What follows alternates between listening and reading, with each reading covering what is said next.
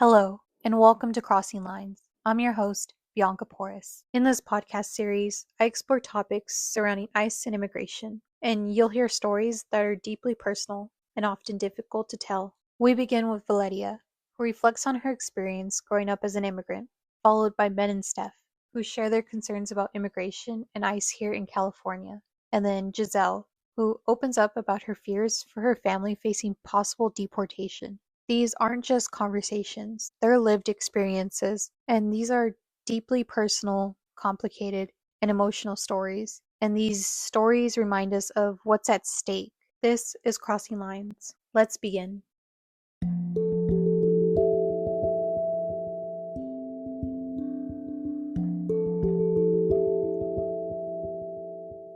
Do you know if what's happening right now with the raids could it possibly affect you?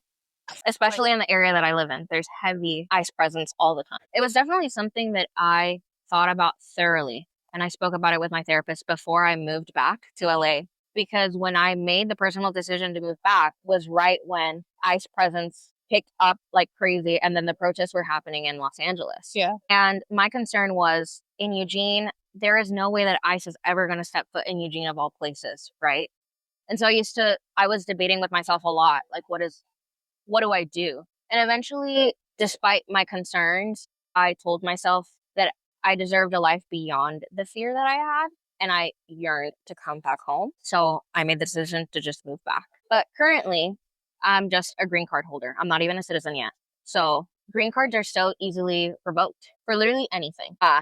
Could be like a speeding ticket, traffic violation, you didn't pay your taxes, so many civil offenses that can lead you to fully not having your green card. And so essentially the process, the way that it works is you have to be a green card holder for a minimum of 5 years and be physically present in the United States to be able to qualify to become a citizen. So my 5-year mark was actually October of last year.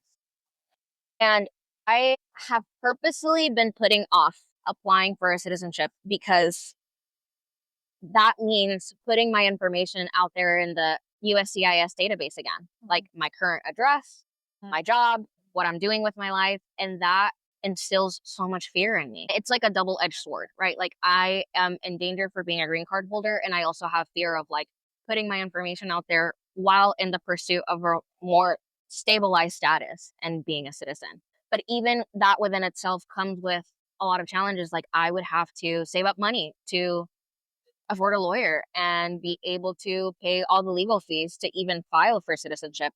And when I was going to UCLA, I used to tutor the employees on campus to prepare them for the citizenship test. So the citizenship test is something that I'm very familiar with. I mean, I know it front to back. And even now, how many questions the exam is has changed. Trump upped that. And a lot of those things go into effect in 2026. And how many questions you need to get right now in order to be able to pass. Now they're talking to your neighbors and they're reaching out to your employer and they're trying to see if you're a model citizen, right? I don't have relationships with my neighbors. Like it's a brand new neighborhood. I just moved. I don't have any relationship with them whatsoever. I also don't want them disturbing me at my place of work. So that is a fear as well. Personally, like it's almost like I live in this limbo of trying to live my life because I'm a young woman, but also constantly being fearful of like just all of the shit that I see on social media day in and day out and like the news that I consume and what I'm seeing. I am trying not to let myself get caught in this movement of fear that Trump is instilling in our society and our communities. And I try to be a little bit more optimistic about it than I would hope for. But I worry a lot. I mean, I have shared a contingency plan with my roommate, with Gabriel, my brother, with my college mentor who I'm really close with. Like so many people in my life, friends that like live nearby my address, I've shared that contingency plan with them that includes my alien number, right? So that they can identify me in the database if I ever get detained, right? Who to call, like what organizations have pro bono immigration lawyers. They're probably currently flooded at the time.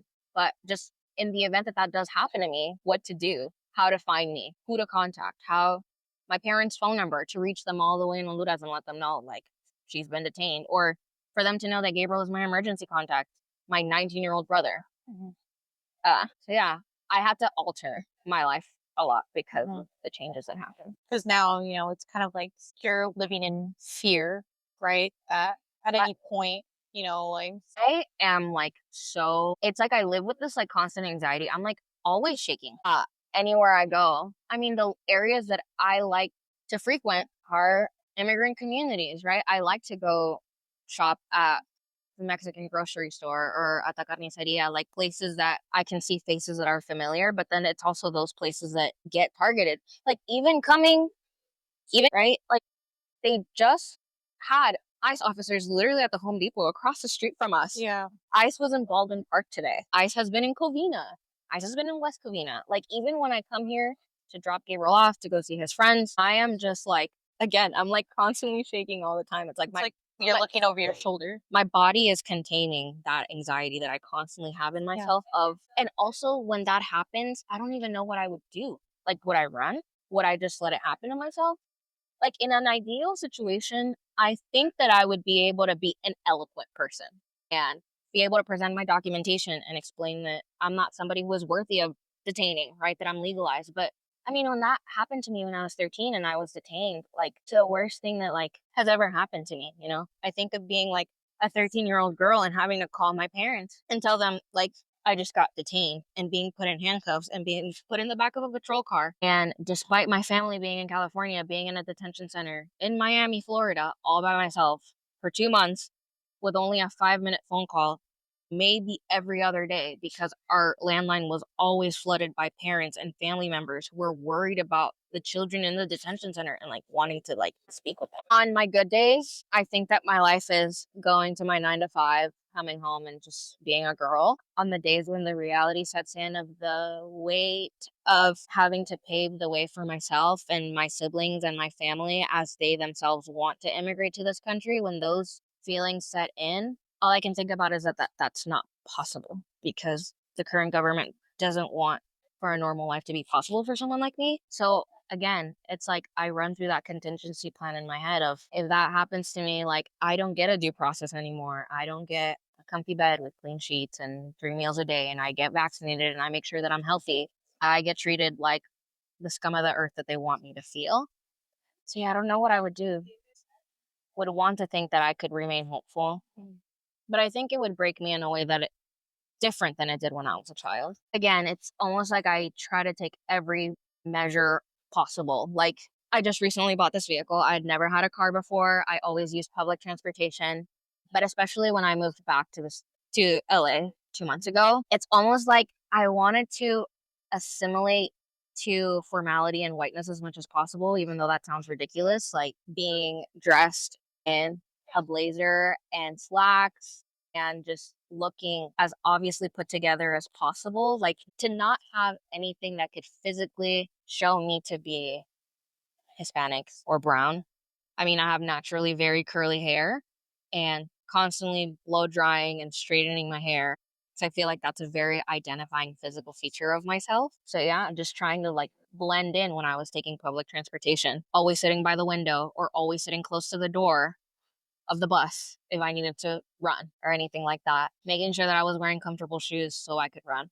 Yeah. In the case that anything happened. So again, I think so much about my immigrant experience is very unique in the sense that a lot of people in the community, their parents are immigrants. So they fight for their parents and for the life that their parents were able to pay for them. I am the first generation in my family to like set roots in this country. I mean, when my aunt was raising me, I still didn't feel like she was the one paving the way for me. It was me paving it for myself. And it just feels really weird. It's almost like I am not doing being an immigrant correctly.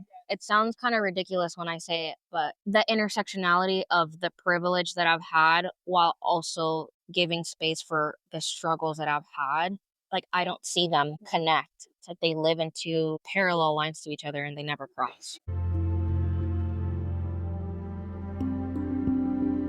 Thanks for listening to Crossing Lines. I'm Bianca Porras. Please share these stories by hitting the like and subscribe button. Stay tuned for more. Until next time.